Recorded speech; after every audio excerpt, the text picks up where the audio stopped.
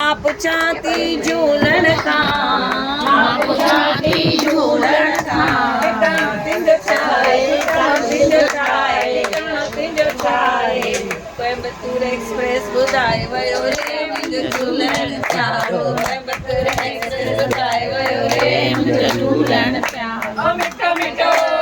मिठो मिठो फुल्को खाई वियो रे मुंहिंजो झूलण प्यारो, मिठो मिठो फुल्को खाई वियो रे मुंहिंजो झूलण प्यारो, मिठो मिठो फुल्को खाई वारो। मां पुछां थी बाबल खां, मां पुछां थी बाबल खां, निशानी तुंहिंजी छा आहे, निशानी तुंहिंजी छा आहे, निशानी तुंहिंजी छा आहे, बुढड़ा बुढड़ियूं ॿुधाए वियो रे मुंहिंजो झूलण प्यारो, बुढड़ा बुढड़ियूं ॿुधाए वियो रे मुंहिंजो झूलण प्यारो, मिठो मिठो मिठो मिठो फुल्को खाई वियो रे मुंहिंजो झूलण प्यारो, मिठो मिठो फुल्को खाई वियो रे मुंहिंजो झूलण प्यारो। मां पुछां थी बाबल खां, मां पुछां थी बाबल खां, मां पुछां थी बाबल खां, मां पुछां थी बाबल खां, सवारी तुंहिंजी छा आहे, सवारी तुंहिंजी छा आहे, सवारी तुंहिंजी छा आहे,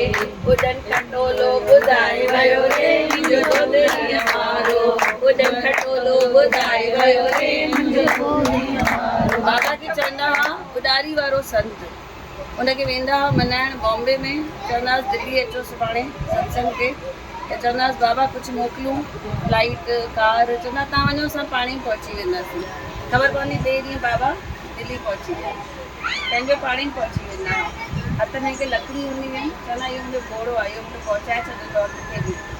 सभु खिलंदा हुई लकड़ी घोड़ो कीअं थी, चवंदा हा सची में मुंहिंजो घोड़ो आहे, पोइ हुनखे वठी वेंदा नदी ते, हुन में लकड़ी विझंदा, चवंदा घोड़ो पाणी थो पीए, घोड़ो पाणी थो पीए,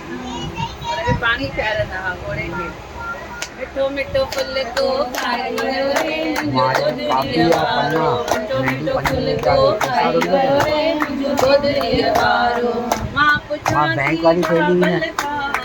मां पुछां थी बाबल खां, प्रसाद तुंहिंजो छा आहे, प्रसाद तुंहिंजो छा आहे, प्रसाद तुंहिंजो छा आहे, कणिक जो भत ॿुधाए वियो रे मुंहिंजो गोदड़ीअ वारो, कणिक जो भत ॿुधाए वियो रे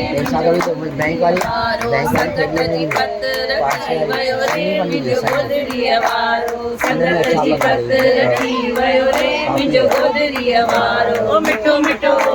मिठो मिठो फुल्को खाई वियो रे मुंहिंजो गोदड़ीअ वारो, मिठो मिठो फुल्को खाई वियो रे मुंहिंजो गोदड़ीअ वारो।